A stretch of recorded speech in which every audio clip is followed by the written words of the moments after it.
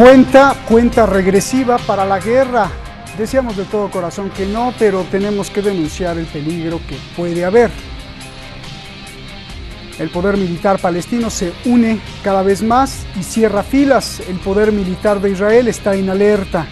Y en todo el mundo hay voces que piden frenar a Israel. Soy Roberto de la Madrid y esta noche, desde esta región clave en la historia de la humanidad, Detrás de la Razón. Abril de 2019. Acorralado por la corrupción y protestas callejeras, el primer ministro de Israel busca desesperadamente una solución que garantice la continuación de su vida política y su reelección. Una solución de agrado para el sionismo y los judíos ultraortodoxos. La única solución que encontró fue alimentar la aspiración más grande del sionismo: hacer desaparecer a Palestina. Con el respaldo de la administración Donald Trump, Netanyahu propone anexar Cisjordania, donde a lo largo de décadas de ocupación, Israel ha construido innumerables asentamientos ilegales. Por aquel entonces, Washington ya había dado varios pasos para fortalecer a Netanyahu y facilitar lo que iba a ocurrir después. Primero, reconoció a Jerusalén como capital de Israel a finales de 2017. Luego, en marzo de 2019, respaldó la soberanía israelí sobre los altos de Golán sirios. Después de 2 elecciones, Netanyahu y su rival político llegan a un acuerdo político. Netanyahu consigue su meta política y es nuevamente primer ministro. Trump, por su parte, ya había desvelado el denominado Acuerdo del Siglo. Un plan supuestamente de paz, rechazado unánimemente por la comunidad internacional por ignorar intrínsecamente a los palestinos y entregarlo todo a Israel. Netanyahu no podía haber descrito mejor el plan que había trazado con el inquilino de la Casa Blanca para poner fin a la causa palestina. Un Estado palestino pondría en peligro la existencia de Israel. Eso dijo.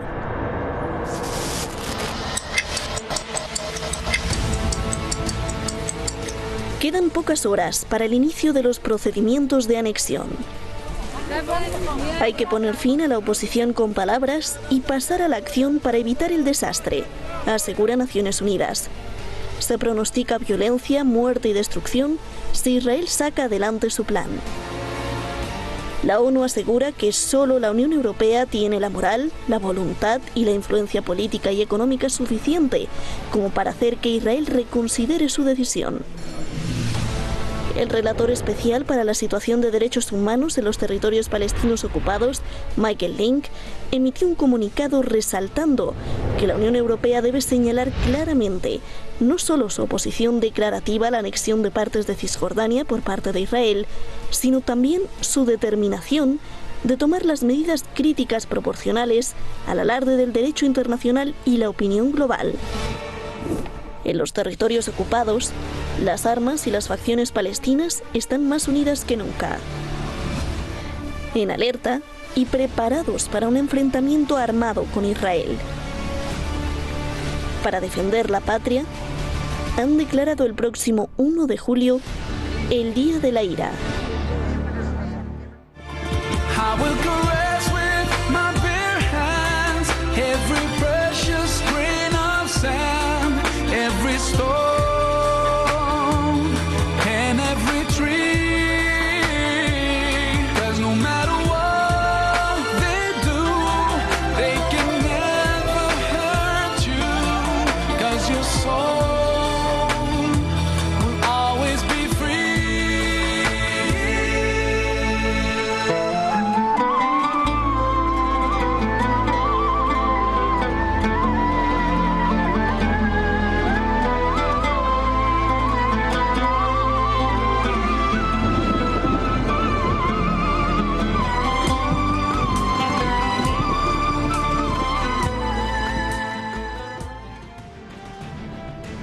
Les cuento algo increíble. En estas últimas 2 semanas hemos sido víctima, sobre todo el canal oficial de Detrás de la Razón, de que pues, nos han censurado varios videos, nos los ha quitado YouTube. sobre todo el del viernes pasado, que también se habló y se denunció las atrocidades que está cometiendo Israel con los palestinos. Pero le quiero avisar a usted, informarle a usted que ya están de vuelta todos los videos que nos censuraron, ya están otra vez ahí en la página de YouTube. YouTube se disculpó conmigo y me dijo, disculpa porque le quitamos los videos, ya revisamos y efectivamente no infringen ninguna norma y están perfectamente de acuerdo con el marco de la libertad de expresión. Pues les agradezco mucho a YouTube y me explicaron algo muy importante que quiero alertarle a usted. Tal parece que cuando se publica el video en el uploading, hay algunos sionistas o incluso algunos envidiosos del programa que no les gusta que se digan otras realidades u otras versiones de la realidad e inmediatamente denuncian el video.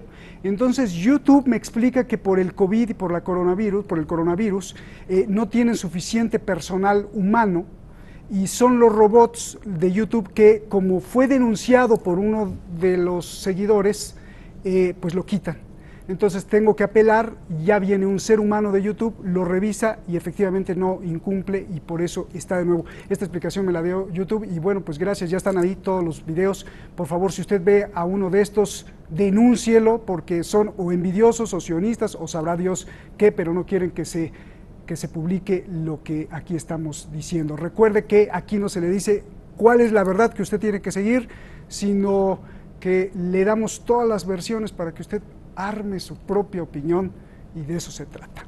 Escritor de libros que retratan las realidades mundiales que muchos no se atreven, estudioso del derecho, además dirige y presenta con gran éxito su programa de radio allá en la blogósfera, el abogado Francisco Fernández Cruz Sequera, analista político en Madrid. Un placer estar contigo porque, bueno, pues siempre nos ilustras con muchas cosas. Especialista en pedagogía y psicopedagogía, estudioso de las relaciones internacionales, integrante de brigadas de solidaridad en Irak, en Cuba, Siria, escritor, autor, siempre preocupado en la educación y en la denuncia. Eduardo Luque, analista político en Barcelona. Gracias. Ayúdenme, por favor, Francisco y Eduardo. Hay muy poquito tiempo. Francisco, comienzo contigo. Estamos a unas horas del 1 de julio. Los palestinos proclamarán Día de la Ira y Netanyahu puso ese día para empezar el proceso de anexión. Con todo lo que estamos viendo, con la declaración más fuerte ahora de Hamás, el movimiento, ¿cuál es el peor escenario que podríamos ver, Francisco, por favor? Bueno, pues lo primero de saludarte, enviarte un abrazo, hermano, saludar a la audiencia, saludar al señor Luque, que está esta noche conmigo compartiendo este análisis, y felicitarte, porque solo te han censurado algunos vídeos. Otras veces directamente te quitan el canal entero, con lo cual vas progresando muchísimo. Y además me imagino que cuando te han comunicado algún correvidile de los amos de Tel Aviv que te autorizaban los vídeos, pues oye, nos habremos sentido mucho mejor porque el judío de turno nos ha dado permiso para poner en su plataforma los vídeos diciendo la verdad. Lo cierto es que esto forma parte, y ya lo hemos visto, mucho ruido y pocas nueces. Año 81 se anexionan los altos del Golán, Israel decide que aquello es suyo y todo el mundo no lo reconoce nadie, pero da igual. Da igual porque a la hora de la verdad el que manda, manda y quien tiene el poder es siempre un señor que descansa los sábados y va a la sinagoga. Algunos, con muchísimo cuidado, tratan de establecer disquisiciones entre sionistas y judíos. Algunos pretenden establecer diferencias entre posiciones políticas y religiosas. A propósito de esto, el libro que tú tan brillantemente has prologado y que saldrá en pocos días, Los amantes del fin del mundo, en el que hablo del movimiento cristiano sionista. Pero la realidad es que aquí los únicos que se han enterado de qué van estos son los judíos, que son los que instrumentalizan el sionismo, instrumentalizan el cristianismo sionista evangélico e instrumentalizan a Donald Trump, que se ríen de las amenazas de la Unión Europea cuando les amonesta diciéndoles no se porten mal, sean ustedes buenos, no se queden con lo que no es suyo. Y eso se lo dicen a Benjamín Netanyahu, procesado por ladrón.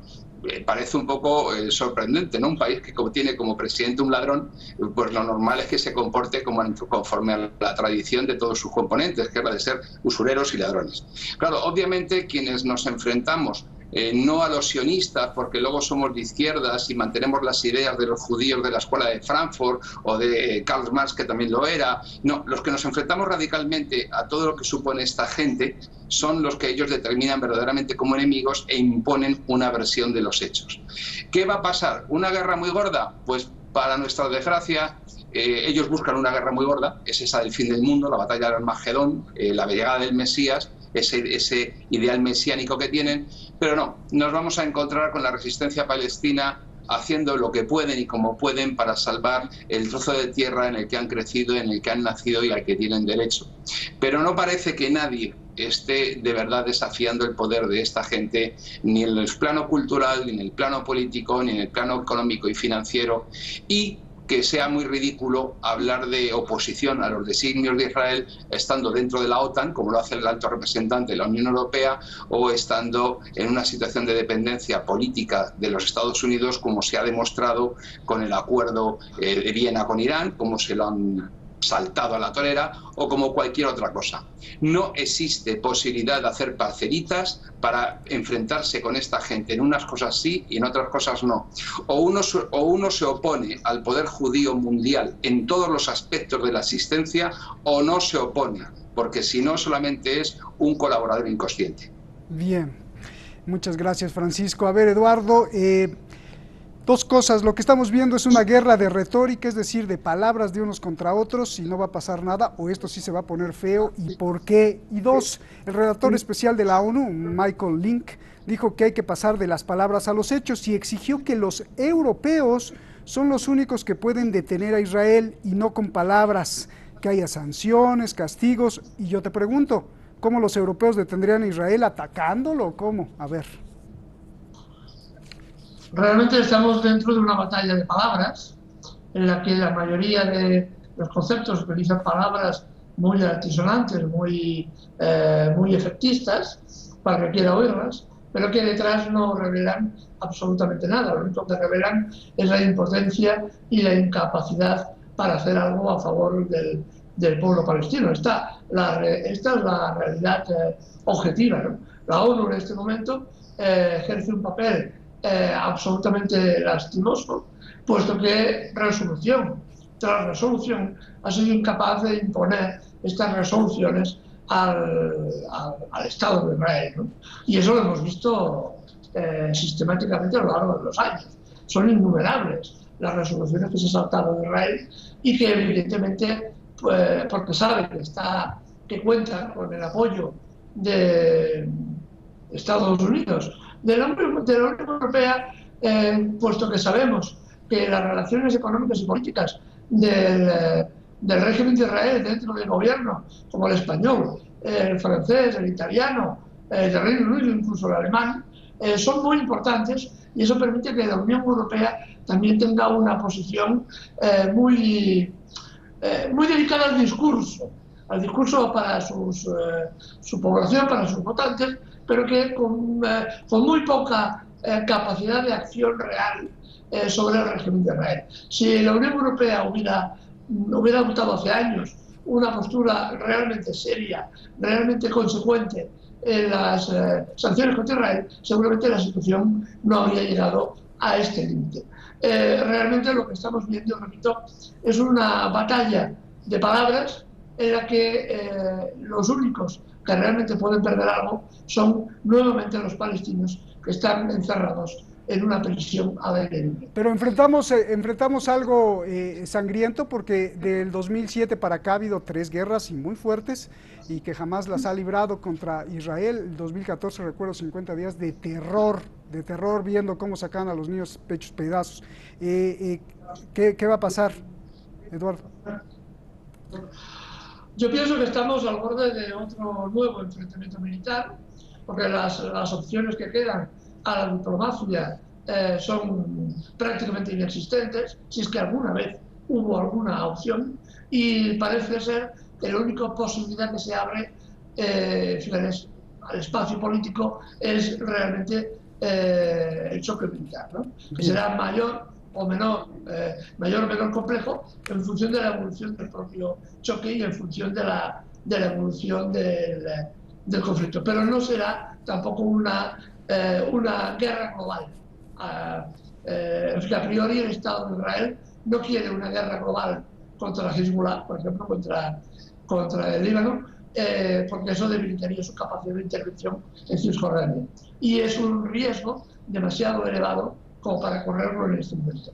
Así que veremos una reacción militar que tendrá un resultado incierto. Eso, ahora que realmente sabemos que va a pagar gran parte de las consecuencias, será la población más indefensa, que siempre es la población palestina. Como siempre, la vida humana no les importa. A ver, Francisco, dos cosas rápido. Primero una pregunta, ojalá me la contestes lo más rápido porque viene una que esa sí está como más fuerte. A ver, el derecho internacional, te lo pregunto que eres abogado, es muy claro. La anexión y la conquista territorial están prohibidas por la Carta de las Naciones Unidas. Yo te pregunto entonces, ¿por qué hay quienes les gusta anexionarse territorios? No solo Israel, ¿eh? Bueno, sencillamente porque pueden. Tienen la capacidad para hacer eso o cualquier otra cosa. Lo primero, expresar mi total coincidencia con lo que ha dicho el señor Luque, y lo único, seguir apuntando, evidentemente. Esto solamente es otro paso más en el baile que vienen realizando. No tenemos que engañarnos pensando que esto no guarda relación con el llamado plan de paz que el judío ortodoxo Harold Kushner, yerno del señor Trump y marido de la judía más poderosa de Estados Unidos, ha planificado para todo este proceso, el traslado de las embajadas. Es decir, esto no es más que un pasito más en un plan que ya estaba concebido así. Déjame preguntarte la otra. Y por cierto, no era judía, ¿eh? Es una judía nuevecita porque se hizo. Bien, a ver, al ver que los colonos israelíes, esto me sorprendió mucho, ya hice esta pregunta, y quiero que me la contestes tú, Francisco. Al ver que colonos israelíes que les convendría la anexión formal, asociaciones de colonos de los asentamientos ilegales, parte de la prensa de Israel, le alertan al primer ministro Netanyahu que no haga la anexión, por favor, porque esto es una trampa. El acuerdo del siglo, dicen, es una trampa. Al ver todo esto, yo te pregunto, detrás del acuerdo del siglo, Trump quiere unificar Palestina e Israel, fusionarlos en uno solo, algo que directamente sería rechazado por Israel. ¿Por qué dicen que es una trampa los propios judíos que están en los asentamientos israelíes ilegales? Por favor, Francisco. Evidentemente, porque es una trampa todo aquello que no sea la extinción étnica, la desaparición de cualquier población palestina en cualquier territorio que ellos ocupen y colonicen, porque la propia expresión que tú has citado dice colonos. Entonces, ellos no tienen ninguna duda. ¿Van a unificar todo? Por supuesto que sí. Ese mito del Gran Israel, desde el Tigris hasta el Tigris y el Éufrates, pero sin que haya intrusos dentro. Y en este caso es quizás la trampa que apunta la prensa israelí, porque evidentemente va a tener unas repercusiones a nivel bélico también importantes, ¿no? Entonces quiere decir que Donald Trump le estaba jugando al doble, o sea, porque su propuesta finalmente le daba, aunque sea un pedacito, a los palestinos, y entonces estos judíos que protestan no quieren ni ese pedacito, ¿o cómo es? Es que no puede haber ese pedacito, por la sencilla razón de que ellos, el título de propiedad que alegan para esas tierras es de origen divino. Dios se lo dio a ellos. Por lo tanto, ¿quién es Trump? Para dejarle... para ellos Trump es el que han llamado el nuevo Ciro, por lo mucho que ha beneficiado a Israel y al pueblo de Israel y al pueblo elegido. Pero es que ni tan siquiera un trocito es admisible. No puede quedar ninguno. Todos tienen que ser absolutamente eliminados del lugar hasta el último de ellos. Bien, Eduardo, esto es muy importante. Israel, ¿es Israel o solo es un agresivo como Netanyahu y sus amigos? Lo pregunto porque hay ex generales israelíes, ex altos funcionarios israelíes que le dicen también que no lo haga. Pregunta, ¿es solo un capricho de Netanyahu o es una obsesión mística del Likud y los extremistas basadas en textos bíblicos de la tierra prometida? O como dice Francisco, pues Dios se las dio y de ahí no lo sacan. Sí, como dice el amigo Francisco, efectivamente tenemos una doble vertiente, incluso una triple, ¿no? Porque podemos hablar perfectamente del señor Netanyahu y sus problemas judiciales que antes Francisco mencionaba, en cuanto que está vigilado por la justicia y corre el riesgo de ser ser hecho preso en un momento dado. Y por otro lado hay el sentido místico de la recuperación de un estado místico que posiblemente jamás existió, pero que se estructura en torno a toda una gran zona del Oriente Medio.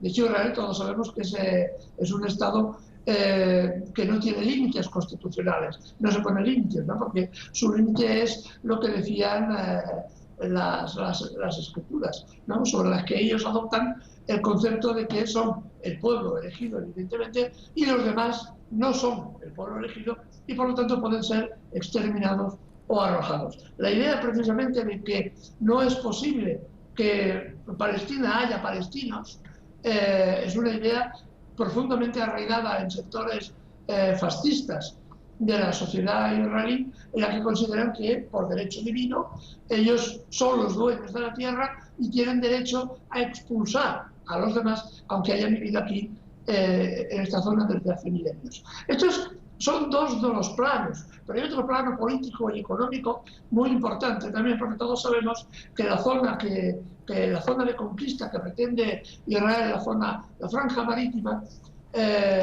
guarda una de las mayores reservas gasísticas de todo el Mediterráneo oriental.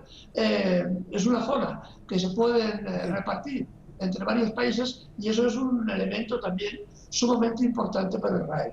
Bien, siempre también el dinero ahí de por medio. Tengo una pregunta para el derecho rapidísimo, Francisco. Tanto israelíes como palestinos apelan a los miles de años de antigüedad que tienen en esa tierra. Si el derecho a tener una tierra se basa en el tiempo atrás, entonces el Imperio Otomano, que poseyó Palestina durante cientos de años, ¿también podría decir Palestina es mía, Francisco? Bueno, hay un principio jurídico que dice priori in tempore potior in jure. Primero en el tiempo, mejor en derecho. La pregunta del millón es que, como si a partir de ahí nos tuviéramos que regir por eso, pues entonces nos tendríamos que remontar a alguna especie anterior al Homo sapiens sapiens que se hubiese quedado con algún trozo, con alguna cueva. Pero es que la generación de ley, de derecho internacional, no está en el bisabuelito del judío de Jerusalén que ha decidido al muro a meterse cabezazos hoy por la tarde. No.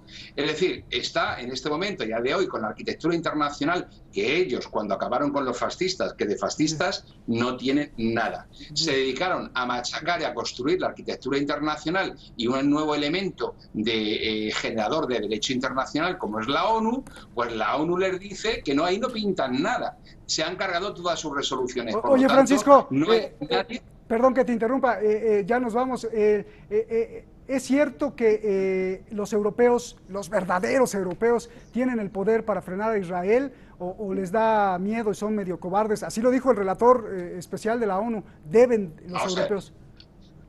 Aquí cuando alguien dice alguna cosa fea de esta gente, le echan encima el Código Penal, lo llaman antisemita y hemos terminado.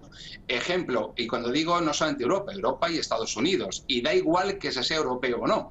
Ejemplos, Takuo Seiyo, el pensador japonés afincado en Estados Unidos, el señor judío Jeff Bezos le ha eliminado los libros de Amazon. Lo mismo pasa con Kevin McDonald, profesor de psicología en Long Beach. El día que hizo un libro titulado La influencia judía en la formación de la posmodernidad, decidieron que había pasado de ser profesor de psicología a supremacista blanco en Wikipedia y a quitarlo de Amazon. Es decir, como te muevas delante de esta gente y no les des la razón y no te pongas, bueno, mire usted, yo soy un goyín, una bestia con forma humana que Dios ha creado para servirles a ustedes, como no sea eso, uno es muy malo, es muy fascista, muy nazi y muy antisemita. Y no hay más que hablar. Y a partir de ahí, en Europa no se mueve nadie. Y si un día deciden jugar el campeonato de Europa de baloncesto, lo juegan. Y si van a Eurovisión, van y cantan. Y lo que ellos manden. Gracias. Pues gracias. Te agradezco mucho, Eduardo. Un abrazo gigante. Francisco, otro abrazo gigante. Gracias, de verdad. Fascinado con su presencia. Francisco, hermano, gracias. Me pregunto si el problema de la paz pues es un problema de gramática, definición o esencia. La definición estándar de la paz global apunta a que la paz es un concepto que se liga a la armonía y a la ausencia de hostilidad. Escuche, la ausencia de hostilidad. Si hay esto, pues entonces hay paz. Las cosas empiezan a complicar con el estudio de la sociología, la antropología y el derecho. que apuntan a que no puede haber paz si no hay una óptima administración de la justicia, justicia que no puede haber si no hay equidad social y estabilidad económica. Es decir, la paz está sujeta a la justicia y a los sistemas equitativos de bienestar. Y aquí viene mi pregunta ingenua, ¿pero de qué me hablan todos estos expertos y estudiosos? Si no puede haber paz, es decir, si no puede haber paz o ausencia de hostilidad en una pareja, entre dos novios, en un matrimonio, si no puede haber ausencia de hostilidad en la mayoría de los casos entre esposo y esposa, dos personas nada más, ¿cómo vamos a tener ausencia de hostilidad entre millones de personas con ideologías, ambiciones e intereses opuestos? ¿No estaría mejor comenzar primero por lo más básico y luego hablar de paz entre las naciones? Buenas noches.